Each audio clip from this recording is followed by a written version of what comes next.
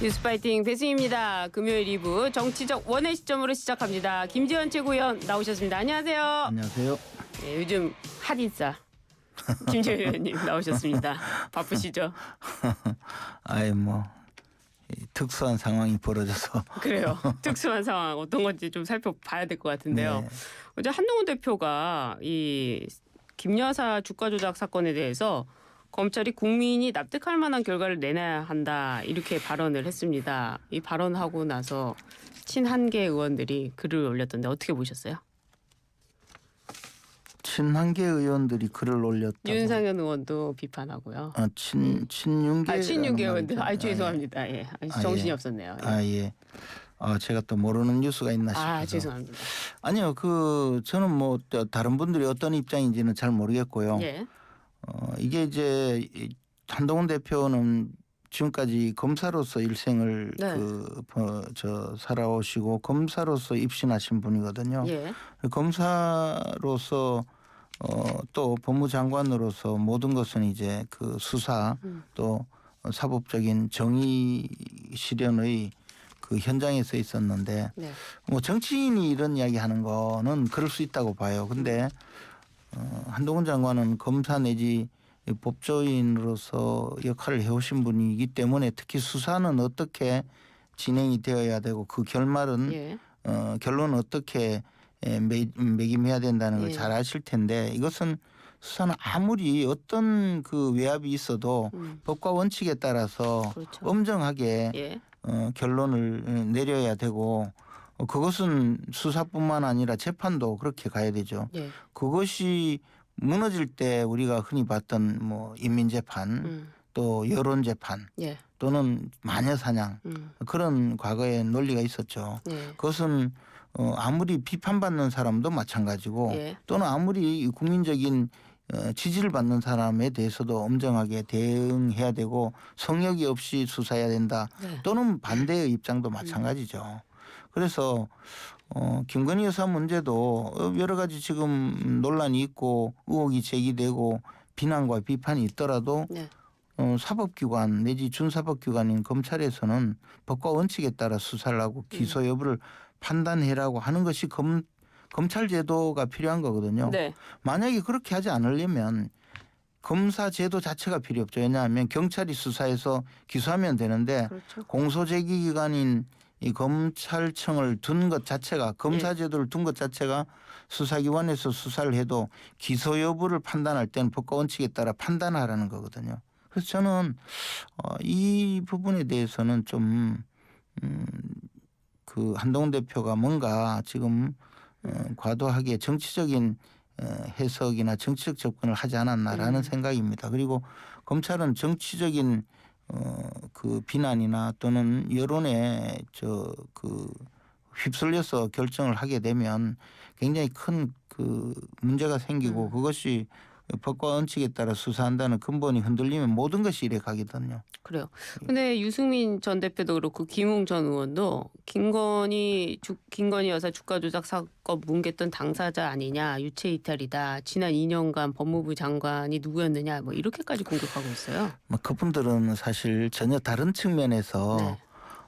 공격을 하는 거고 예. 그분들의 이야기는 저는 그분들의 말만 그렇지 내용은 전혀 다른 이야기죠. 네. 근데 어쨌든 이런 식의 이제 그 주제를 던짐으로써 한동훈 대표의 이 생각은 어떤지 짐작은 갑니다. 어떤 거죠? 그런데 예를 들어 예. 똑같은 말씀이라도 검찰이 어떤 결정을 하더라도 국민들이 납득할 수 있도록 소명을 해라. 예. 국민들에게 납득을 시켜라. 국민들의 검찰의 결정에 대해서 국민들이 납득할 수 있도록 해명을 해라라고 한다면 저는 그 점은 충분히 이해할 수 있는 주제였는데 그것을 검찰이 국민들이 납득하는 결론을 내라고 하니 그것은 좀 다르다고 봅니다. 이런 식의 접근은 이것이 계속되면 결국은 보수 분열의 단초가 되고 그렇게 되면 과거에 우리가 겪었던 이 보수 분열의 그 가장 아픈 네. 상처를 또 건드리는 상황이 될 수도 있기 때문에 탄핵 말씀하시는 겁니까? 뭐 하여튼 예. 그런 보수 분열의 그 단초가 될 수 있는 그 곳으로 자꾸 우리가 끌려 들어갈 필요는 없거든요. 그래서 이제 저는 조금은 정치적인 해석은 이 사법제도에서는 좀 멀리해야 된다라는 생각입니다. 탄핵의 단초가 될 수 있다 이 말씀이시죠? 아니 이런 식으로 계속 접근을 하면 우리는 누구를 털고 가야 된다. 우리는 저쪽하고 다르다 하면서 보수 세력끼리 서로 전쟁하듯이 예. 분열해서 결국은 그런 결과가 극단적으로는 그런 결과가 된 거죠. 그래서 지금 이게 아직까지 뭐 그렇게 되었다고 생각하진 않지만 스스로 우리는 상관없고 저쪽은 나쁘다는 식의 그런 보수 분열적 사고방식 내지 네. 그런 접근은 굉장히 경계해야 된다는 것이죠. 아 그래요. 그 얼마 전에 김건희 여사의 특검법 재표결 이탈표 4표가 나오지 않았습니까? 네. 친한게 지금 우리는 아니다라고 했는데 정성국 의원 영입 네. 1호 국회의원이잖아요. 이 정성국 의원은요. 한동훈 대표 방향성에 공감하는 의원들이 많은데 표현하지 못하는 일명 샤이 친한이 많다 이렇게 말하면서 향후에는 또 특검법 돌아오면 4표 이상 될 수도 있다 이런 취지로 이야기를 했어요. 어떤 쪽으로든 가능성은 있겠죠. 그러나 그런 생각의 극단에는 이 보수 분열의 결과가 그 남아 있다는 것을 생각하면 좀 더 이성적으로 판단해 주길 바라죠. 그 결정권을 갖고 있는 개개 국회의원들이 예. 지금 우리가 역사적 경험을 굉장히 중시하는 보수 진영이 과연 역사적 경험 불과 얼마 되지 않았던 그 불행했던 보수 분열의 결과가 어땠는지에 대한 그 생각을 좀 더 해야 될 시기가 아닌가 저는 요즘 그렇게 생각합니다. 샤이 친한이 많다고 보세요? 아니 샤이 친한 뭐 그런 분들이 많고 적고는 제가 알 수가 없죠. 그리고 그분들이 보수 분열을 하겠다고 나선 것도 아니고 저는 그런 문제가 아니고 이제 이 모든 것이 우리는 깨끗하고 저쪽은 나쁘다 이렇게 생각하지 말자는 거죠. 왜냐하면 예. 이것이 보수 진영 전체의 문제를 해결하겠다고 생각하고 가는 것이 좋지. 이쪽은 우리는 아니고 저쪽은 반대편이고 하는 식의 그런 구분은 좀 온당하지 않다라고 그건 생각합니다. 자체가 온당하지 않다. 저는 이른바 친한 네. 그분들이 늘어나는 것은 좋은 일이라고 생각해요. 당대표의 그 방향에 대해서 공감하고 따라갈 수 있도록 당대표가 리더십을 발휘하고 그런 의원들이 많아져야 당이 일치 단계를 할 수 있죠. 그런데 이제 그것이 아니고 이게 분열적인 방향으로 갈까봐 말씀드린 것 뿐이에요. 그래서 그러면 그 한동훈 대표가 김건희 여사 활동 자제했으면 좋겠다 그렇게 생각한다 이렇게 말을 했는데요. 권성동 의원은 그런 건 좀 비공개로 요구했어야 되는 거 아닌가 이런 입장입니다. 여기서도 한동훈 대표의 방향이 맞는 겁니까?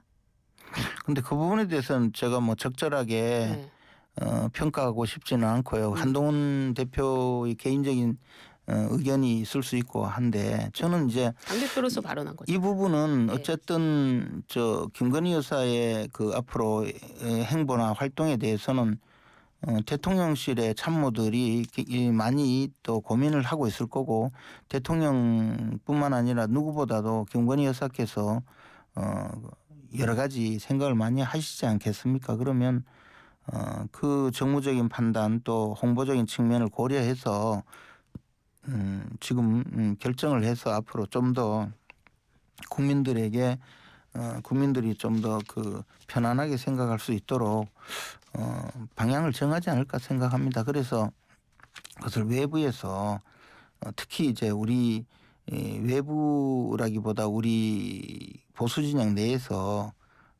그 비판적인 그 주장을 하는 것 그 자체가 물론 쓴소리를 한다고 생각할 수도 있지만 그것도 좀 우리가 좀 약간은 고려해야 될 측면이 있을 거라고 비공개로 봅니다. 했어야 된다 이 말씀이세요? 비공개라기보다는 좀 방식의 문제가 좀 있겠죠. 공개 방식이 하여튼 좀 문제가 있었다 이렇게 정리하면 되겠습니까? 보통의 경우는 그렇게 하지 않았죠. 지금처럼 네. 이렇게 하지 않았죠. 알겠습니다.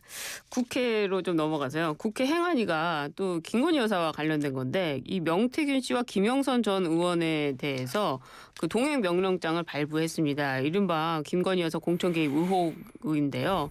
이 논란 어떻게 보고 계세요? 뭐 국회가 동행명령장을 발부한 것, 예. 뭐 엄밀하게 말하면 민주당이 발부해서 민주당이 그 지금 동행명령장 들고 거리를 헤매면서 네. 일종의 보여주기 쇼를 하죠. 근데 저는 그보다도 네. 최소한 김영선 전 의원과 명태균 씨는 국정감사 현장에 나와서 국회의원들의 이 질문 네. 내지 그 국회의원들의 그 꾸짖음을 엄히 받아야 된다고 생각을 합니다. 그래요. 왜냐하면 특히 두 분은 언론에 대고 온갖 이야기를 하고 있잖아요. 네. 명태균 씨의 경우에는 거의 이성을 상실한 사람처럼 그래요. 지금 떠들고 있잖아요. 대통령. 그런 사람이 예. 왜 국회에는 안 갑니까? 음. 그리고 더 나가서 이게 정상적인 발언이라고 보기도 어려울 정도의 발언을 지금 해대고 있어요. 예. 국민들이 보기에는 이분의 과연 제대로 된 지금 발언을 하고 있는지 여부에 대해서 알고 싶기도 할 텐데 예. 왜 방송에는 나가면서 국회는 안 국회 나오느냐? 국정감사장에는 나가지 않는 겁니까? 이 사람은 정말 빨리 잡아들여서 수사기관에서 조사를 하든지 뭔가 대책을 내놔야 된다고 봅니다. 그래요. 명태균 씨 본인이 그 검찰에 본인이 입을 열면 한 달 내로 윤 대통령 탄핵해야 될 것이다 이렇게 말해놓고 또 그건 약간 허풍이었다. 그 단독 보도한 곳에 또 그렇게 냈더라고요. 허풍인지 실성을 한 건지는 모르겠지만 네, 반드시 잡아들여서 구속해야 된다고 봅니다. 그래요. 그렇게 하지 않으면 예.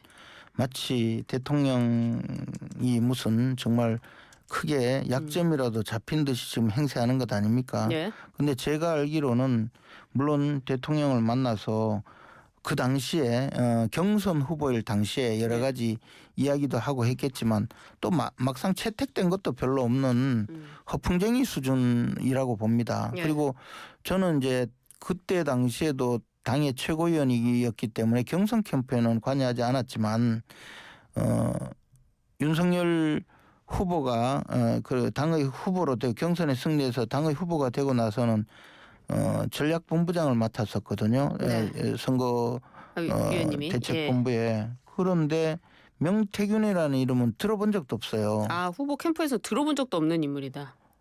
그래서 제가 듣보잡이라고 하잖아요. 네. 듣도 보도 못한 사람이라고.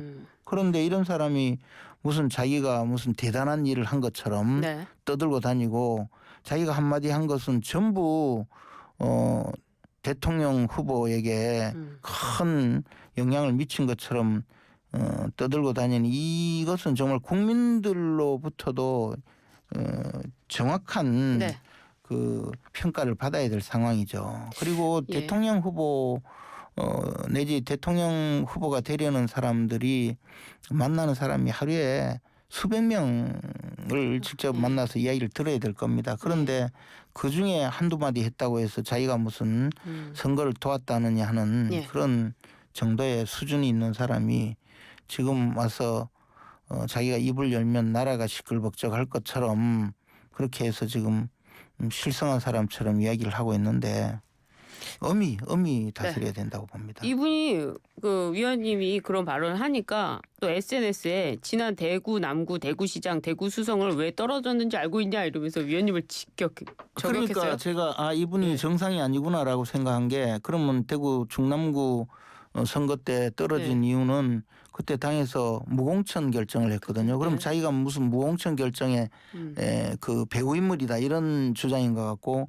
대구시장 경선에 왜 떨어졌느냐 하는데 대구시장 경선에 그 사람이 영향을 미칠 만한 것은 그때 당시에 불법 여론조사가 있어서 여론조사 회사에 대표자하고 직원이 처벌받은 사건이 있거든요. 아 그래요. 그리고 그 여론조사 회사는 듣도 보도 못한 또 듣보잡 여론조사 예. 회사죠. 본사가 저 중동에 있는 두바이에 본사를 아. 두고 있다는 이상한 이름 없는 여론조사 회사였어요. 근데 그때 형사처벌 받을 때 의뢰인 정작 여론조사를 의뢰한 사람들은 처벌받지 않았거든요. 돈 낸 사람. 네. 이 사람이 배후 인물인가 하는 생각을 지금 강하게 갖고 있어서 오늘 중으로 고발장을 낼까 지금 준비 중입니다. 그리고 수성을구 보궐선거에 공천이 왜 떨어졌느냐. 그럼 자기가 배후 인물이다 이런 또 주장이잖아요. 지금 예. 이 세 가지. 본인이 그러면 명태균 씨가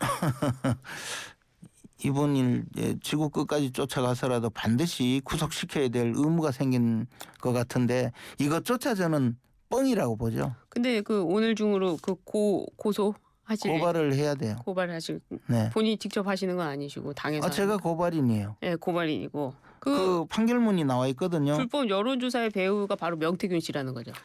아니 자기가 그렇게 이야기를 그 했으니까. 비슷하게 이야기를 하고 있고 또 홍준표 시장한테도 협박을 하고 네. 있잖아요. 그래서 그렇다면 이건가 싶어서 수사기관에서 조사를 해달라라고 조사 의뢰를 할 텐데 다만 이것도 뻥이라고 생각하죠. 그래서 이준석 의원이 또 이거에 대해서 자기가 하지 않았다고 막 그 발끈하던데 네. 이준석 의원님은 별로 신경을 안 써도 되는 게 예. 명태균 씨가 이것도 허풍 떨고 있는데 근데 명태균 씨 관련해 가지고 오늘 중으로 이제 그 고발장 제출하신다고 하셨고 또 이준석 의원은 보면요 오히려 그 맥주 회동 있잖아요 윤석열 당시 후보와 그 맥주 회동 네. 거기에 대해서 이렇게 얘기를 해요 사장님 말씀하신 대로 잡아주세요. 이준석 먼저 그렇게 얘기하지 않습니까 문자를 보면? 하여튼 예. 이준석 의원과 명태균 씨는 어떻게 만난 것인지 예. 이준석 의원에 대해서 당대표 시절에 당대표가 되는 과정에서 자기가 결정적으로 역할을 한 것처럼 알려져 있잖아요. 예. 그러면 그것도 무슨 여론조사 조작을 했다는 건지 모르겠는데 저는 그것도 뻥이라고 생각하는데 이 점에 대해서 이준석 의원이 밝혀야 돼요. 그러니까 사장님 아까 말한 대로 일요일에 자리 만들어 달라 이렇게 문자를 보내요. 그럼 명태균 씨한테 그 자리를 만들어 달라 이렇게 얘기했다면 명태균 씨가 그런 얘기를 했다고 지금 이준석 의원은 믿는 거 아닙니까? 그런데 이준석 의원은 자기가 당에서 결정했다 뭐 그러는데 어쨌든 뭐 저는 명태균 씨가 훨씬 허풍쟁이라고 보고 이준석 의원은 좀 다른 측면이 있다고 보는데요. 걸려들었다 이렇게 봐야 될까요? 아니 그런 게 아니고 뭐 전혀 다른 식으로 그 자기 주장을 하고 있죠. 근데 어쨌든 이준석 의원은 국민들 앞에 명태균 씨와 어떻게 어울리게 되었는지 명태균 씨 도움을 어떻게 받았는지 더 나가서 명태균 씨와 그 관계를 언제까지 어떻게 이어갔는지 네. 특히 칠불사에서 명태균 씨 만나서 그 김영선 의원을 그 폭로시키고 네. 비례대표 거래를 했다는 이야기를 지금 하고 있는데 본인은 뭐 동의하지 않았다고 하니까 근데 그런 내용까지 예. 소상하게 밝혀야 되고 지금 정치권에 등장한 인물 중에는 이준석 의원이 제일 지금 드러나 있지 않아요. 그렇죠. 예, 그런데 자기를 변호하기 위해서인지 이런 이야기만 나오면 상대 다른 사람 공격하기에 급급하고 있거든요. 네. 그래서는 안 되죠. 이준석 의원도 명확히 밝혀라 이 말씀이시네요. 아니 자기가 밝혀야 돼요. 예. 그러니까 이준석 의원이. 예, 알겠습니다. 그 정리하고요. 윤석열 대통령과 한동훈 대표가 재보궐선거 이후에 독대를 하겠다 이런 언론 보도가 나왔습니다. 이 당정 갈등 봉합할 수 있는 걸로 기대할 수 있을까요? 뭐 당정 갈등이 아니라 한동훈 대표와 윤석열 대통령 간의 긴장 관계가 있으니까 예. 그것을 해결하는 계기가 되면 좋겠습니다. 그래요. 네. 되긴 될까요, 독대가? 아니 대통령께서 이미 예. 참모들에게 일정을 검토하라고 했으니까 하기는 하겠죠. 근데 이제 그렇게 되기 위해서는 서로 간에 서로를 위해서 이런 얘기를 한다라는 신뢰가 있어야 같이 만나서 의논을 하더라도 상대방의 이야기를 잘 듣고 수용할 텐데 이게 또 지금 그렇게 하려면 하여튼 좀 한동훈 대표께서도 좀 신뢰를 쌓을 노력을 좀 더 하시는 게 좋지 않을까. 근데 지금은 오히려 이 언론 보도를 보면 뭐 한동훈 대표가 더 독해지고 있다 이런 예. 보도가 나오고 있거든요. 그러면 그게 지금 남북 회담하듯이 할 그런 대화는 아니지 않는가. 말씀하신 대로 갈등을 수습하고 갈등을 완화하는 그런 자리가 됐으면 하죠. 그 말씀하셨는데 이 독대를 한다면은 뭐 다 나왔다고 하더라고요. 한동훈 대표 측에서는 김건희 여사에 대한 아니 이야기를 할 지금 것이다. 독대라고 하는 거는 통상적으로 비밀리에 만나서 무슨 네. 이야기가 이루어졌는지 모르게 참모들도 필요 없이 긴밀한 만나는 이야기를 거죠. 해야 되는데 대한민국 국민이 다 알아요. 무슨 말 할지. 김건희 여사 활동 자제론이요? 아니 모든 것 있잖아요. 네. 그러면 과연 이게 독대인가 아니면 대통령에게 요구하러 가는 거냐. 자기 정치. 아니 지금 예. 뭐 지금 그렇게 제가 말씀드리려고 하는 것은 아니고 어쨌든 이 독대라는 것의 의미가 기본적으로 좀 허심탄회하게 대화를 하고 그에 대해서 신뢰를 하면서 좋은 결과를 만들어야 되는데 그러는 전제적인 좀 분위기를 만들었으면 하는 예. 생각이죠. 의미가 희석됐다 이렇게 정리하겠습니다. 민주당에서는 김 여사 의혹을 겨냥한 상설 특검을 추진키로 했는데요. 그런데 여기서 또 여당의 추천권을 배제했습니다. 이 상설 특검 어떻게 보세요? 사실은 상설특검법을 처음에 제안한 분들이 민주당 의원이죠. 네. 특히 박영선 의원 이런 분들이 제안을 해서 법안을 만들어 놓았는데 지금 그 법안의 취지는 결국은 저 공정한 특별검사를 임명하자고 해서 그 7명의 네. 특검 추천위원회를 구성하게 되어 있는데 그게 국회 규칙으로 되어 있거든요. 네. 그리고 여당 단독으로 국회 규칙을 바꿔서 예. 지금 야당 단독으로 국회 규칙을 바꿔서 여당이 국민의힘에서 2명을 추천할 권한을 네. 뺏겼다는 거거든요. 네. 그래서 민주당이 자기들 마음대로 그 특별검사를 하겠다는 것이기 때문에 이것은 뭐 위헌적인 주장이죠. 그리고 그렇게 하려면 예. 신문 사설에도 나와 있던데요. 차라리 민주당 당사 내에 그냥 특검 차리고 민주당이 마음대로 그 특검 임명하고 민주당에서 공소장 쓰고 판결도 하지 뭐 하려고 그 힘들게 특별검사 임명합니까? 이런 정치 세력들이 있었나 싶을 정도로 지금은 정상적인 사고를 하지 않는 것 같아요. 추가로 조금만 말씀드릴게요. 이재명 대표가 일을 못하면 임기 도중에 끌어내려야 된다 이렇게 발언했는데 탄핵을 의미하는 거겠죠? 저는 이재명 대표가 탄핵을 의미하지 않았다고 봐요.